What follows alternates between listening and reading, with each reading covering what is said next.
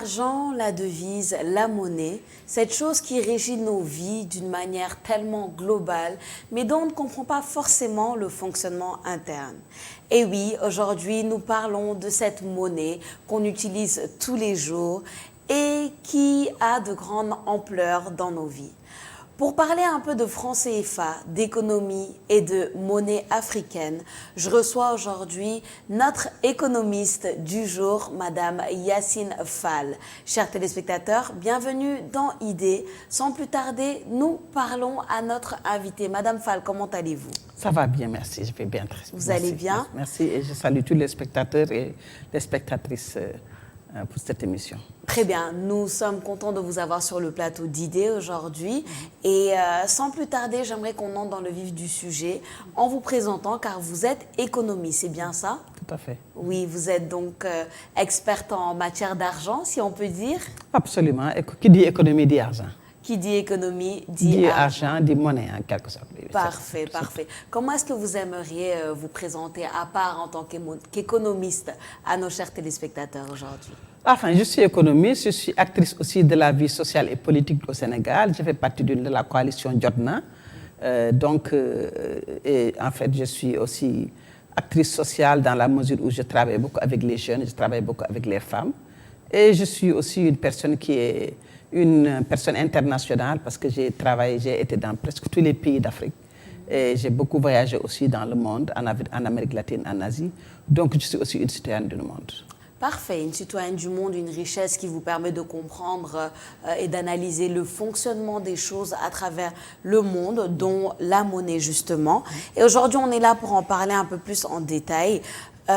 Pour revenir en Afrique, nous avons plusieurs systèmes monétaires ici en Afrique, mais comme nous sommes en Afrique de l'Ouest, j'aimerais qu'on se concentre sur le franc CFA, justement. Est-ce que vous pouvez un peu nous rafraîchir la mémoire par rapport aux origines du franc CFA qui aujourd'hui est la monnaie qu'on utilise encore en 2020? D'abord, quand on parle de franc CFA, on parle de zone monétaire. Et la zone monétaire du franc CFA, en fait, était à l'origine dans la zone franc. Donc, pour d'abord comprendre la zone CFA, il faut d'abord comprendre d'où est son origine. Oui. La zone franc a été créée juste après la crise de 1929, qui était la plus grande récession du monde, qui a commencé aux États-Unis, mais qui s'est propagée à travers le monde. Et la France a ressenti en fait les effets de cette crise vers les années 31. Et à partir de là, donc, la France a créé la zone franc pour réagir à cette crise. Et à cette période-là, il y avait l'empire colonial français. Donc la France a renforcé sa présence économique et sociale dans les colonies, mais surtout sa présence économique et financière avec la création de la zone franc. Mais elle a aussi fermé son empire colonial économique en interdisant à tous les pays de la colonie, y compris les pays francophones, à échanger avec d'autres économies. Donc elle a créé une zone monétaire qui ne peut pas, dans cette zone économique, ce qui est son empire colonial économique. Vers les années 45, juste avant, donc, il faut comprendre la zone CFA comme aussi la politique monétaire étrangère de la France. C'est-à-dire que la France a toujours créé une zone monétaire française, la zone franc, mais aussi quand il y a eu la zone en 1945, juste avant les indépendances, mais juste après la Deuxième Guerre mondiale, la France a créé donc le franc CFA, qui était la colonie française d'Afrique. Donc elle a créé cette zone en 1945 pour toutes ces colonies.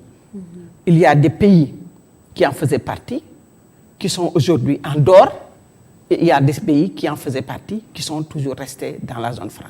Donc c'est cette zone CFA-là qui a évolué, donc avec un nouveau nom, parce que ce nom-là, aux indépendances, colonies françaises d'Afrique, ne marchait pas, ne répondait pas aux aspirations des peuples qui voulaient l'indépendance. Et donc, à cette période-là, elle a changé de nom avec un nouveau nom qui répondait beaucoup plus au contexte. Cette zone donc, franc CFA, certains pays ont quitté la zone dès qu'il y a eu l'indépendance. Et c'est les pays d'Afrique du Nord, dont le Maroc, l'Algérie, la Tunisie, très tôt. Au fur et à mesure, d'autres pays ont quitté. Madagascar a quitté, la Mauritanie a quitté, et d'autres pays sont rentrés, comme la Guinée-Bissau, etc. Je pense qu'avec le développement, on va voir tout ce que ces pays-là sont devenus. Oui. Donc, au fur et à mesure, donc, durant cette période-là, quand il y avait cette zone française, au début des indépendances, les conditions étaient que 65% des devises, c'est-à-dire que des devises donc des pays de cette zone devaient être versées au Trésor public français. C'est-à-dire que donc 65% des réserves de ces pays-là, c'est-à-dire que des réserves d'exportation, de la richesse des pays, 65%, il ne restait donc que 35% de leurs réserves étaient versées donc dans le Trésor public français. Ça, c'est l'une des conditions. L'autre condition, c'est que donc, toutes les décisions prises par ces pays, il y avait un veto du Trésor public français, donc de l'État français, contre toute décision par rapport à la politique monétaire. Il y avait aussi cette zone, cette monnaie était aussi arrimée au franc français. Mais aussi, il y avait aussi cette liberté de transfert de devises, c'est-à-dire qu'il y avait une liberté de transfert de devises qui existait aussi dans la zone franc, mais qui est aussi restée dans la zone franc CFA maintenant, entre la France et les pays africains. La France donc a créé sa propre monnaie, le franc français, mais la zone franc était toujours arrimée, la monnaie de CFA était toujours arrimée au franc français. Donc ces relations-là ont continué entre ces pays francophones jusqu'à un certain moment. La France a trouvé qu'il fallait laisser un peu de l'Est. Ok. Et laisser de l'Est voulait dire qu'il fallait donc qu'on crée d'abord des zones monétaires en Afrique, qui est donc l'UEMOA, qui est la zone monétaire ouest-africaine et la zone monétaire de l'Afrique centrale. Et donc, on s'est retrouvé avec 8 pays qui étaient dans la... Et en fait, la création de l'UEMOA, c'était à la veille de la dévaluation.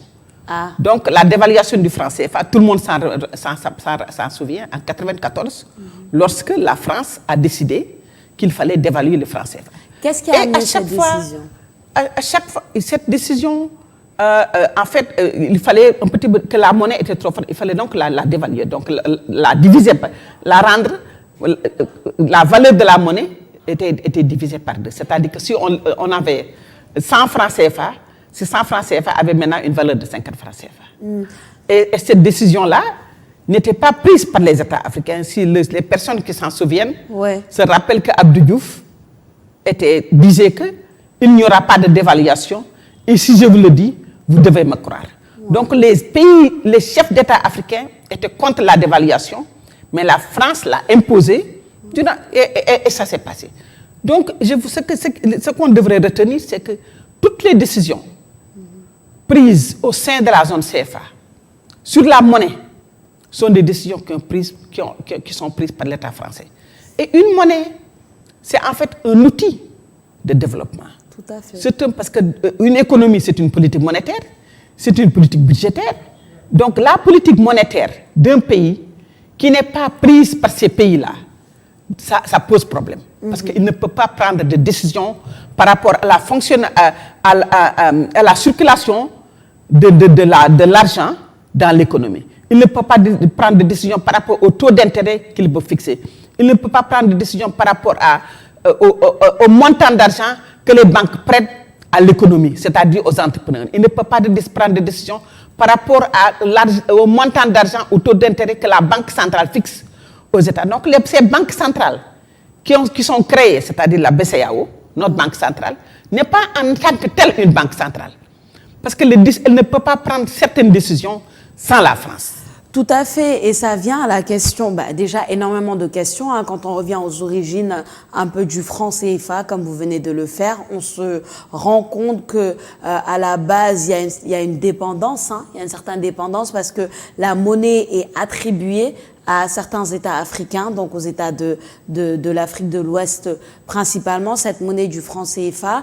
65%, ça a l'air d'être un pourcentage très important de devises qui est déposé justement à la France. Donc le contrôle n'est pas forcément à notre niveau. Au niveau de la dévaluation, on comprend bien que si les chefs d'État africains n'étaient pas d'accord, c'est parce que ça ne profitait pas forcément aux États africains, c'est bien ça? Ça profitait plus ailleurs qu'à nos propres États et à notre propre population, si je comprends bien. Absolument, parce que l'objectif de la dévaluation n'a pas été atteint.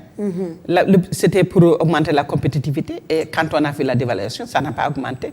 C'est parce que nous sommes des économies qui n'ont pas d'industrialisation. Et ça, c'est un handicap majeur. Et en fait, le franc CFA est un handicap parce que si un pays, et en 2005, lorsque la France a vu que ça, vraiment il y avait des résistances elle a lâché un peu encore de l'Est parce qu'elle a dit que bon, vous ne déposez pas 67%, mais vous déposez 50% de vos réserves dans le trésor public français. Et ça, le problème fondamental, c'est que ça bloque l'industrialisation, mais ça aussi crée il y a une politique budgétaire très difficile, très dure, hein, de sacrifices énormes que les pays africains sont obligés de faire dans la zone franc, sont obligés de faire parce qu'ils n'ont pas accès à assez de ressources financières, donc elles sont obligées de compresser leurs dépenses budgétaires à cause de l'exigence, de la conditionnalité, de l'exigence de la France à ce qu'on dépose 50% à partir de 2005 de nos réserves dans le trésor public français. Dans le trésor public, c'est-à-dire que la France, dans son trésor public, dans son budget national, reçoit cet argent, peut placer cet argent dans les bourses internationales, peut prêter cet argent, peut faire ce qu'elle veut avec cet argent. Et les intérêts tirés de cet argent sont remis aux pays africains, mais sont intégrés dans l'aide que la France donne aux pays africains. Donc vous voyez que déjà l'aide que nous recevons de la France, en partie, les intérêts de notre argent déposé dans le public français comptent dans l'aide qu'on nous donne. Donc c'est tellement... c'est paradoxal. C'est paradoxal, c'est anachronique, oui. C'est même incompréhensible, le bon sens même ne peut pas l'accepter. Et à l'heure d'aujourd'hui, en 2020, c'est toujours le cas. Le contexte, ce que vous nous expliquez aujourd'hui par rapport au fonctionnement de ce franc CFA, de l'aide entre guillemets que l'on reçoit, c'est toujours les mêmes dynamiques qui s'opèrent. Non, il y a eu des changements. Parce que vous savez qu'il y a quand même maintenant en Afrique une vague de résistance farouche contre le franc CFA. Ouais. Pas seulement au Sénégal, au Cameroun, aussi en Afrique centrale. Vous connaissez bon, beaucoup de mouvements de jeunes, mais aussi d'économistes, d'intellectuels, et de politiques aussi. Parce que nous avons vu que durant la campagne présidentielle, notre candidat, Ousmane Sonko, était le seul candidat qui était contre le franc CFA. Donc il y a une résistance africaine contre le franc CFA. Et donc il y a aussi une organisation de pays de la CEDEAO en fait, c'est un projet très vieux de la CEDEAO de créer une monnaie unique, d'ouvrir de créer en fait un ensemble économique, politique et financier, mais surtout un ensemble économique et financier où il y a la circulation des biens et des services, mais aussi une monnaie commune. Donc ce projet de monnaie commune de la CEDEAO est un vieux projet qui a mûri jusqu'à ce que la CEDEAO se mette d'accord pour créer l'ECO, qui vient de ECOWAS, Economic Commission of West African States. Donc c'est ECO de ECOWAS que les pays de la CEDEAO ont adopté pour lancer cette économie-là. Et lorsque la France a vu qu'elle allait perdre ses réserves, mais aussi parce que ce dont on ne parle pas beaucoup, c'est les réserves en or. Nos réserves en or, nos lingots d'or qui sont déposés en France.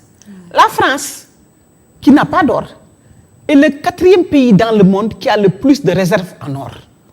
Après les États-Unis, après l'Italie et l'Allemagne. La France est le 4e pays qui a actuellement des réserves d'or. Et aujourd'hui, on voit beaucoup de pays des réserves d'or en train en fait, d'acheter d'autres réserves, lingots d'or. Et la Chine, qui aujourd'hui a des réserves, en achète beaucoup aussi. Mais nous, en tant que pays africains, nous avons enrichi et soutenu l'accumulation de lingots d'or à la France dans ses réserves. Et cette nouvelle position de la France en réaction à l'écho qui se dit que je vais perdre les avantages concernant les réserves financières des pays africains en zone franc dans mon trésor, je vais perdre les réserves d'or, mais surtout je vais perdre aussi la mainmise que j'ai, moi, la France, sur la définition des politiques monétaires en Afrique. Et la définition de ces politiques monétaires influence les politiques industrielles, influence les politiques budgétaires, parce que influence aussi les politiques budgétaires, parce qu'elle influence aussi le taux de croissance, parce qu'elle influence la compétitivité de ces économies à pouvoir exporter et vendre leurs produits, parce qu'elles sont arrivées à l'euro qui est trop lourd, et lorsque l'euro devient cher, notre capacité à vendre devient faible, donc notre capacité à avoir, de recevoir de l'argent dans notre balance de paiement devient faible. Donc tout cela, toute cette puissance de la France allait être remise en cause et même annihilée avec la création de l'écho de la CEDEAO. Et c'est pourquoi la France s'est levée et a dit, tiens, je vais encore réagir. Et ma réaction, c'est quoi? Je vais créer l'écho en zone franc, dans la zone franc. Ouais. Et on va, avec la création de l'écho, en fait, on n'a jamais entendu le président Sall dire quoi que ce soit. On n'a pas entendu les autres présidents. C'est Alassane Ouattara qui, on sait ses liens avec la France, on sait aussi ses intérêts économiques et ses intérêts politiques, parce qu'il veut un troisième mandat, comme tant d'autres d'ailleurs, qui veulent un troisième mandat. Lui, son troisième mandat était imminent, qui est venu être en fait le gendarme de la France qui a lancé l'écho. Voilà donc des pays africains qui se sont mis en déphasage avec leur accord au sein d'une communauté économique pour dire que voilà, nous allons aller derrière la France, accepter ce que la France nous demande de faire pour en fait créer l'écho. L'écho, la France n'a jamais été dans le dispositif ou dans la discussion sur l'écho de la CEDEAO. Mais elle a créé l'écho et c'est même un vol de propriété intellectuelle. C'est une réaction à l'écho de la CEDEAO. C'est une réaction à l'écho de la CEDEAO où il fallait avoir, bien sûr que la CEDEAO, il y avait des discussions, parce qu'il y a le géant nigérian avec tous ses problèmes, mais avec tous ses avantages, mais elle représente 70% de l'économie de la CEDEAO, mais aussi le Ghana. Le Ghana qui fait partie des 10 pays, en fait, producteurs d'or dans le monde, qui a aussi une économie très forte aujourd'hui. Donc il y a aussi le Ghana, il y a la Côte d'Ivoire qui est la plus grande économie de la zone CFA de l'Afrique de l'Ouest, mais qui est bien sûr branlante aujourd'hui. Mais il y a des pays, cette zone économique aurait été une zone économique très solide économiquement si les États étaient arrivés à la créer avec l'écho. Et justement, on va revenir sur ça, sur l'écho de la CEDEAO, l'écho de la France. Bien entendu, il faudrait qu'on entre vraiment dans les détails par rapport à ça. Juste avant d'arriver ça, vous avez mentionné tout à l'heure le rôle peu pesant, si je peux le dire comme ça, de l'UMOA, de la CEDEAO, malheureusement, par rapport à l'emprise de la France au niveau du franc CFA qu'on utilise actuellement, en disant que ce sont des institutions qui sont là, si je peux me permettre, de manière plus symbolique que décisionnelle. Qu'est-ce que ça représente pour vous, des organisations comme l'UMOA à l'heure d'aujourd'hui, sachant que ce ne sont pas des organisations preneuses de décision, mais plus symboliques, un semblant d'indépendance par rapport à la France, qui a toujours la main mise sur notre monnaie et qui prend les décisions par rapport à notre monnaie qu'on utilise? Jusqu'à ce que la France, jusqu'à cette création de l'écho, la France avait un pouvoir de veto au sein de l'UMOA. L'UMOA, chaque État de la zone avait 2 représentants dans le conseil des gouverneurs, dans ce conseil d'administration de l'UMOA. Et la France avait aussi ses représentants. Mais la France, non seulement avait un pouvoir de veto, c'est-à-dire qu'une politique monétaire au sein de l'UMOA ne pouvait pas passer sans l'aval de la France. Donc, vous voyez que déjà, donc je dis que toujours, comprendre la zone CFA, il faut la comprendre à partir de l'analyse des rapports de pouvoir. Parce que une zone monétaire, par définition, c'est une zone où chaque État a les mêmes droits. Un État peut rentrer et sortir comme il veut. Chaque État a les mêmes pouvoirs décisionnels. c'est une zone qui défend ses intérêts au sein de la zone. Nous avons une zone monétaire CFA avec un État qui fait partie d'une autre zone monétaire, l'euro, mais qui prend des décisions sur notre politique monétaire au sein de notre zone, avec une monnaie qui est arrivée à la monnaie de l'État qui prend les décisions dans notre zone, qui fait partie à cette zone-là, euro, et notre monnaie est arrivée à cette monnaie forte, et donc toute notre économie est bâillonnée à cause de cette monnaie forte. Tout à fait. Donc, vous voyez donc les rapports, il y a différents. Et au-delà de tout ça, nous avons aussi des institutions financières internationales, c'est-à-dire le FMI, qui travaillent avec la France par rapport à la politique monétaire que la Banque centrale européenne, la BCE, et la France veulent, donc le comportement de notre économie. Donc c'est ça cette problématique. L'autre question, c'est que notre banque centrale, en fait, n'est pas une banque centrale en tant que telle. Parce que la banque centrale, sa définition, c'est qu'elle définit la politique monétaire. C'est la banque centrale qui décide de la circulation de la monnaie dans l'économie. C'est la banque centrale qui prête de l'argent aux banques commerciales, qui définit donc le taux auquel elle prête l'argent aux banques commerciales, mais en fonction de la circulation de la monnaie dans l'économie. C'est-à-dire qu'il ne faut pas qu'il y ait trop d'argent, mais qu'il faut qu'il y ait assez d'argent. Parce que la circulation de la monnaie dans l'économie est très importante. Mais aussi la capacité des banques commerciales à prêter de l'argent aux entrepreneurs et aux familles, aux ménages est aussi important. Donc le rôle d'une banque centrale, c'est de réguler cela. Dans notre zone, les banques prêtent à un taux qui ne permet pas aux petits entrepreneurs, aux PME, tout le monde le sait, de travailler, de fonctionner. Parce que cette banque centrale-là a une autre banque derrière elle, c'est le Trésor public et la Banque centrale européenne. Donc elle ne prend pas les décisions elle-même. Elle ne crée pas l'argent. Notre CFA, elle n'est pas fabriquée au Sénégal, elle n'est pas fabriquée dans la zone, elle est fabriquée en France. Et le gros problème, c'est que lorsqu'une zone ne crée pas un pays, une zone, etc., ne crée pas sa monnaie, elle ne peut pas avoir forcément le pouvoir de décision sur sa monnaie. Cela va de soi. Tout à fait. J'aimerais revenir un petit peu sur ce que vous avez mentionné tout à l'heure, c'est-à-dire certains pays qui ont quitté la zone franc CFA après les indépendances, comme le Maroc, vous avez cité par exemple, ou l'Algérie, etc. Ces pays du Nord, à l'heure actuelle, si vous deviez un peu analyser la situation économique de ces pays-là par rapport à la situation économique de nos pays qui sommes toujours sous le joug du franc CFA, quelle serait votre analyse ? Mon analyse est très simple. Il faut, parce que beaucoup de personnes utilisent le taux de croissance pour analyser, comparer. Mais le taux de croissance, vous savez, c'est pas du tout correct. C'est pas un taux. Quand on dit qu'un pays va bien, on ne peut pas seulement se baser sur le montant d'argent créé chaque année par ce pays-là et des entreprises étrangères qui sont dans ce pays, alors que cet argent-là n'ira pas dans les poches des Sénégalais. Quand on veut regarder, parce que l'économie, son objectif, c'est faire en sorte que c'est améliorer le bien-être des citoyens. C'est pas créer la monnaie, c'est pas avoir un taux de croissance élevé, c'est pas vendre, c'est pour que les Sénégalais, les Maliens, ceux qui sont dans la zone, se portent mieux. C'est ça l'objectif de l'économie. Donc si je dois dire que si le pays va bien, je dois utiliser l'indice du développement humain. L'indice du développement humain qui est calculé sur la base du revenu, c'est-à-dire combien d'argent les Sénégalais, les Maliens ont dans leur poche, d'abord. Donc ça, c'est un indicateur.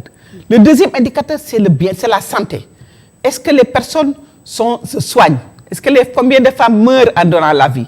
Combien d'enfants de moins de 5 ans meurent? Combien de personnes qui ont le VIH-Sida, qui ont le cancer du sein? Quelles sont les conditions de santé sanitaire de ces populations-là, etc. Donc la santé, la connaissance, le niveau de connaissance, le niveau d'éducation, combien d'enfants ont le bac, combien de pourcentage d'enfants vont à l'école, quel est le niveau de connaissance dans la société, c'est-à-dire la connaissance. Donc ce sont des facteurs, donc la connaissance, le bien-être social, la santé, l'éducation et aussi le revenu. Donc, si on regarde, donc, ce sont ces indices-là qui sont combinés qui permettent de calculer le HDA, HDA, le Human Development Report, l'indice de développement humain. Ouais. Donc, cet indice-là, si on le regarde aujourd'hui, je ne parle pas de pays développés, mais les pays déjà à économie moyenne. On a l'île Maurice, on a le Maroc, on a l'Algérie, on a la Tunisie. Donc, on a des pays qui sont sortis de la zone franc, qui sont dans des indices de développement moyen. Si vous allez au plus bas, vous verrez qu'un pays comme le Sénégal est même en bas de Madagascar. Donc, qui est sorti? La Mauritanie se porte mieux que nous dans beaucoup de domaines. Donc, vous verrez, donc, vous regardez l'indice de développement, mais vous verrez que les pays francophones ferment la marche. Ils sont en bas. Tous les pays francophones se portent mal. Le Niger, disons, tous ces pays-là sont en bas. Donc, le Burkina Faso, le Mali, tous ces pays qui sont dans la zone, ils ferment la marche. C'est comme ça qu'on calcule le bien-être d'une société, le bien-être. C'est comme ça qu'on calcule sur les politiques économiques marchent. Si les politiques, mais on ne se bat pas sur le taux de croissance. Donc, si on regarde ces pays-là, l'indice de développement humain, on regarde les pays, parce que la croissance, elle doit être inclusive. Une croissance qui est inclusive, c'est une croissance qui crée de l'emploi. Inclusive growth, c'est la croissance qui crée de l'emploi. Donc, une croissance génératrice d'emploi, c'est ça la croissance inclusive. Mais une croissance qu'on donne à deux chiffres, qu'on donne en se disant, voilà, le taux de croissance qui augmente, alors que ça ne génère pas une augmentation du revenu, ça ne génère pas une bonne santé, ça ne génère pas une bonne éducation, ça ne génère pas de bonnes routes dans les villages, ça ne génère pas de l'eau potable. Ça, c'est pas une croissance. C'est une croissance exogène, c'est une croissance qui bénéficie à d'autres et pas aux citoyens. Donc, lorsqu'on regarde ces pays qui sont dans la zone franc, on se rend compte que ces pays-là se portent mal parce que ces économies travaillent pour la France. Elles travaillent pour donner des lingots d'or à la France. Elles travaillent pour donner de l'argent à la France. Et si aujourd'hui, avec l'éco que la France a créé, mais avec les rapports de pouvoir que nous avons avec la France, il n'y aura pas de changement. Mais aussi, il y a la libre circulation des ressources financières entre la France et les pays en zone franc CFA. Et ça, c'est d'abord faciliter les entreprises françaises à venir chez nous, à faire de l'argent et à le sortir facilement, premièrement, mais faciliter aussi nos élites dans la politique surtout, qui s'enrichissent après 2 ans d'être ministres, qui s'enrichissent dès qu'ils sont au pouvoir, à leur faciliter à faire exporter l'argent qu'ils vont voler, qu'ils ont acquis illégalement, illégitimement, sans payer d'impôts, pour les faire, les amener dans des comptes bancaires français, acheter des appartements en France, sans qu'il y ait... Parce que donc, cette libre circulation des ressources financières entre la France et ça reste avec l'éco, c'est problématique aussi. C'est problématique. Eh ben, un grand franc-parler, Madame Fall. On vous remercie vraiment pour ça. Justement, revenons sur les origines de cet éco dont on a beaucoup parlé en début d'année, mais surtout depuis l'année dernière. Pour ceux qui ne savent pas, la France a lancé ce projet en 2019 au grand public de changer le franc CFA en éco, une monnaie qui est toujours, qui serait toujours fabriqué en France. On serait toujours sous ce joug-là de monnaie fabriquée en France. Donc, beaucoup de gens restent perplexes par rapport au changement entre le franc CFA et l'éco de la France. Qu'est-ce que ça nous apporte? Qu'est-ce que ça nous enlève? Qu'est-ce que ça change par rapport à nous et notre qualité de vie et notre bien-être, etc. et notre développement économique et social? C'est ce que j'aimerais qu'on analyse là maintenant. Tout d'abord, ma première question, ce serait pour vous en tant qu'économiste et expert en finance, lorsque cette annonce a été faite en 2019, déjà de l'éco qui devait intégrer en 2020 la zone ouest africaine.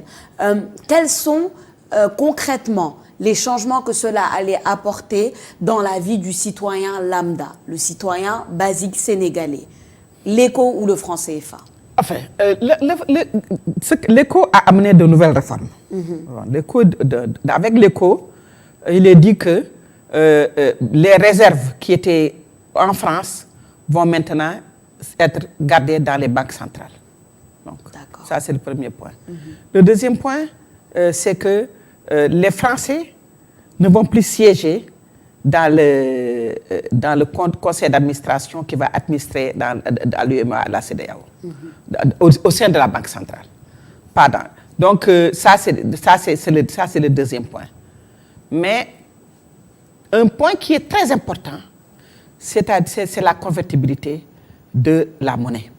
C'est-à-dire que la monnaie est toujours arrimée à cet écho-là, je dirais éco-francophone. L'éco-francophone. Est toujours arrimé à l'euro. Et l'arrimage de notre monnaie à l'euro est un frein à notre industrialisation. Et un frein à notre capacité d'exporter. Parce que si l'éco est une monnaie forte, ça veut dire que notre capacité, les partenaires ou les pays ou ceux qui achètent nos produits, qui sont souvent, qui ne sont pas souvent qui sont souvent des produits primaires, ne sont pas des produits transformés, ne sont pas industrialisés, nous ne fabriquons même pas des étiquettes chez nous, même pas des fils. Donc c'est problématique parce que nos produits vont être chers.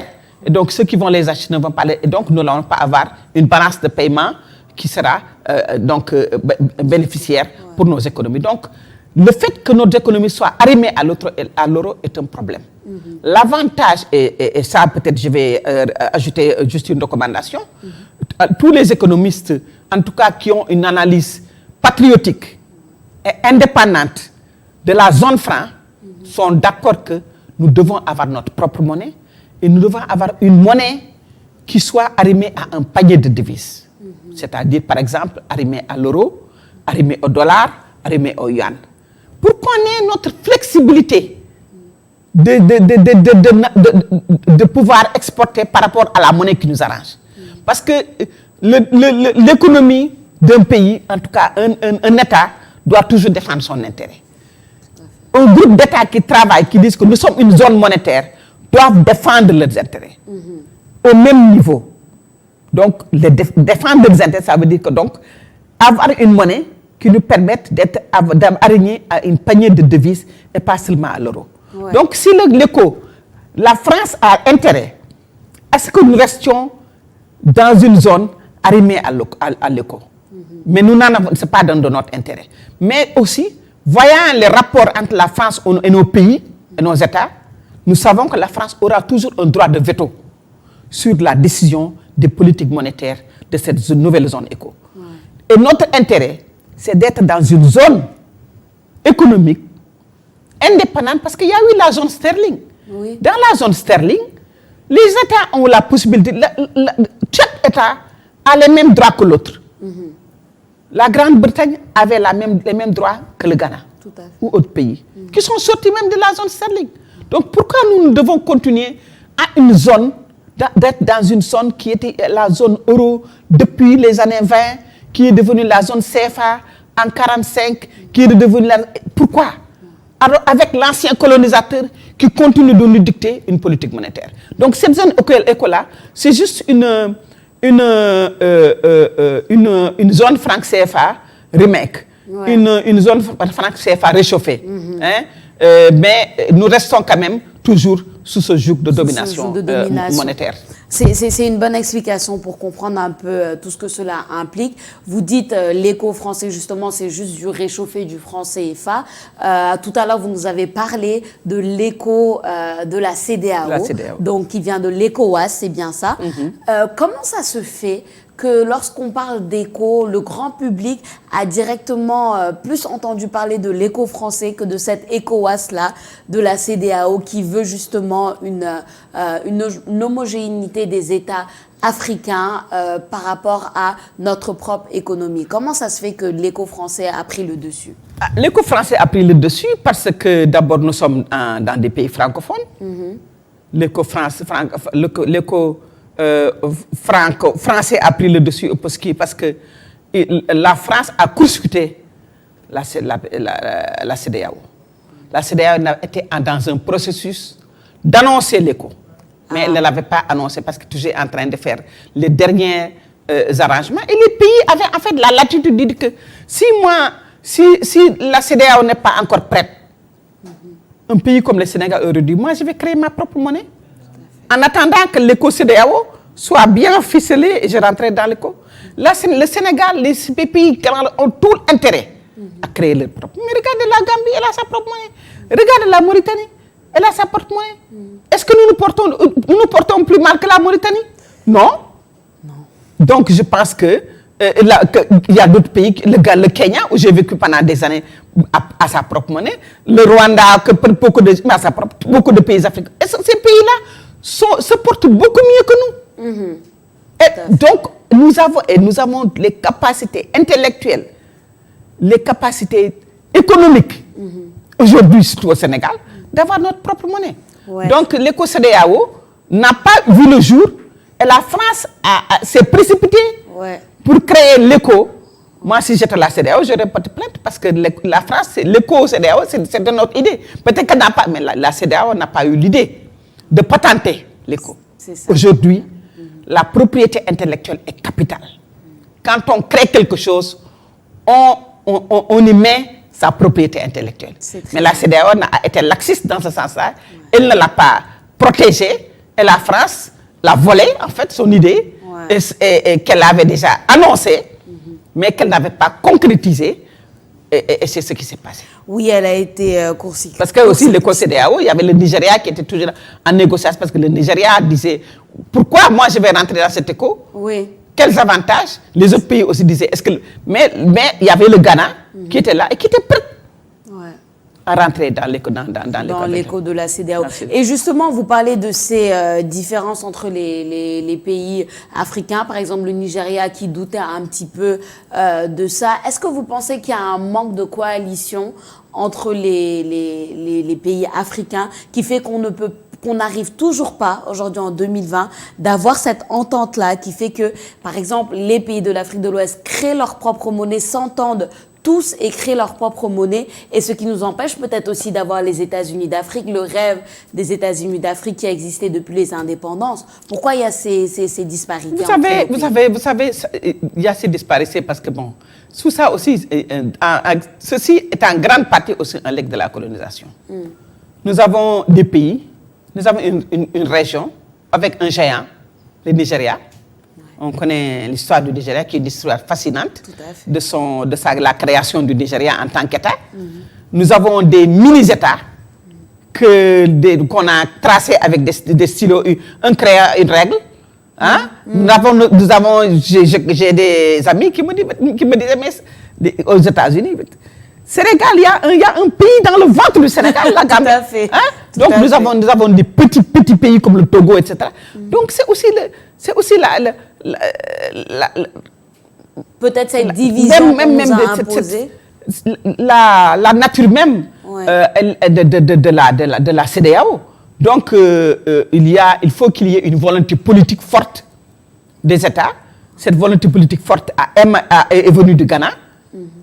Qui a dit que je suis d'accord et qui a poussé pour qu'il y ait une volonté politique d'abord, pour qu'il y ait cette volonté économique.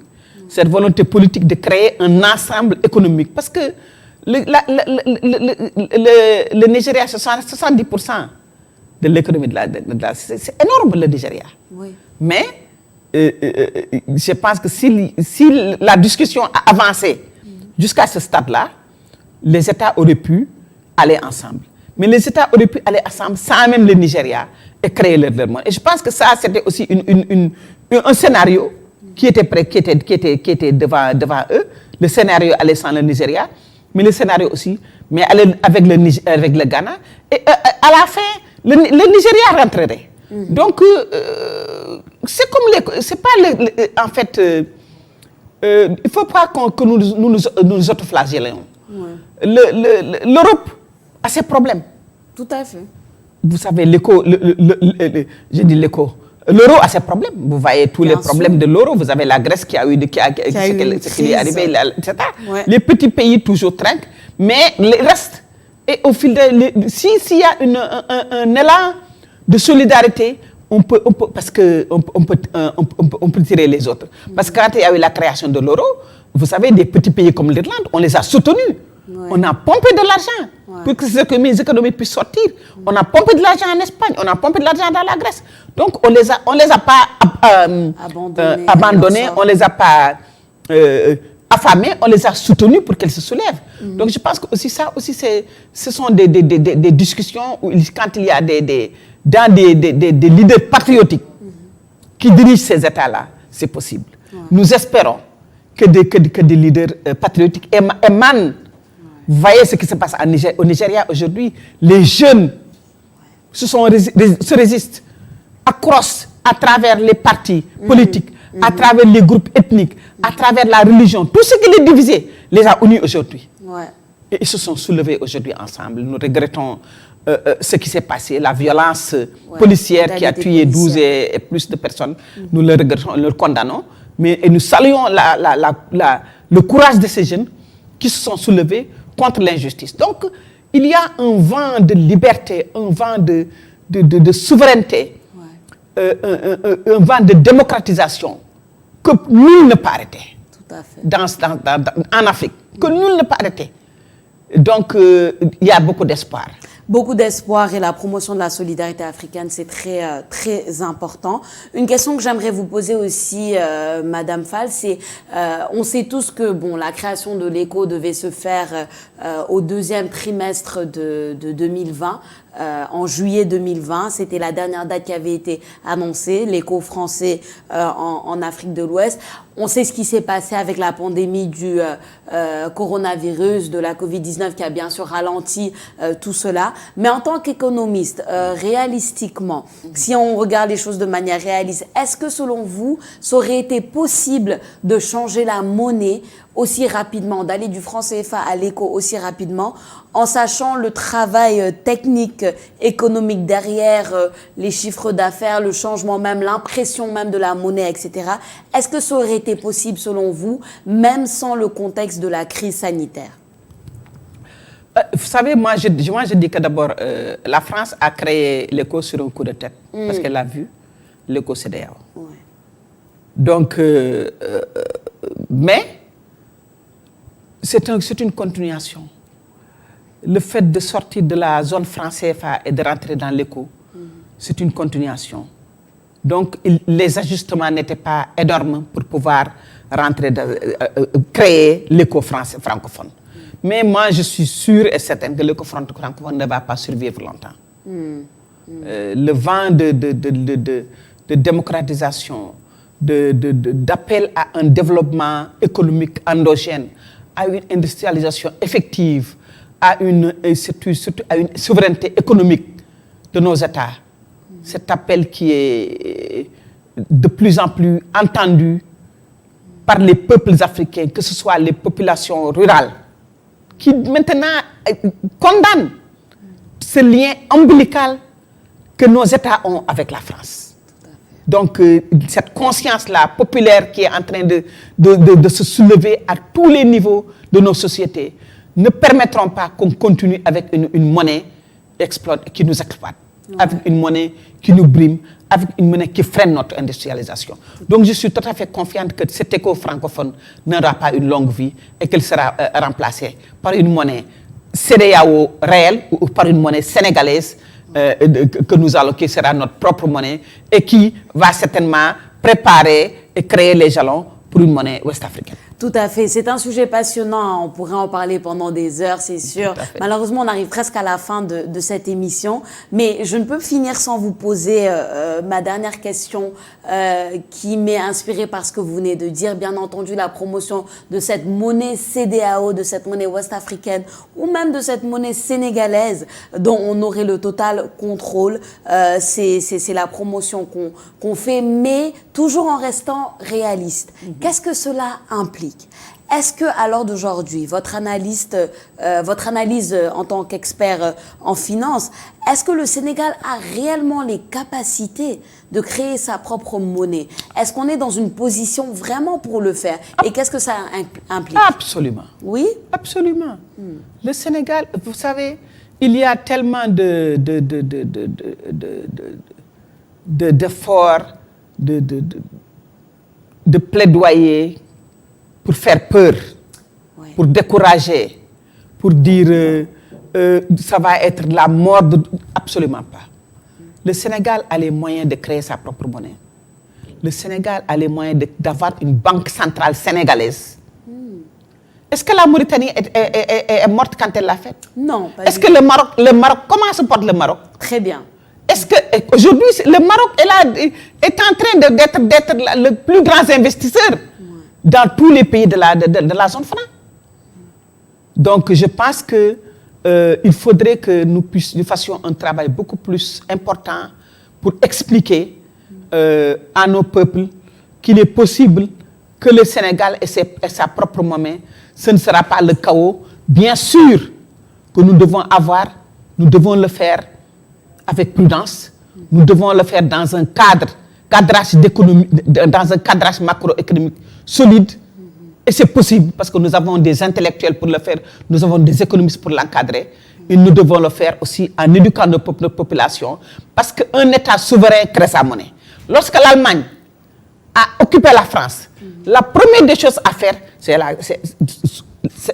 de contrôler la monnaie. Ouais. Donc la monnaie, c'est un outil de souveraineté. Mais c'est à travers sa propre monnaie qu'on peut créer sa propre économie, une économie forte.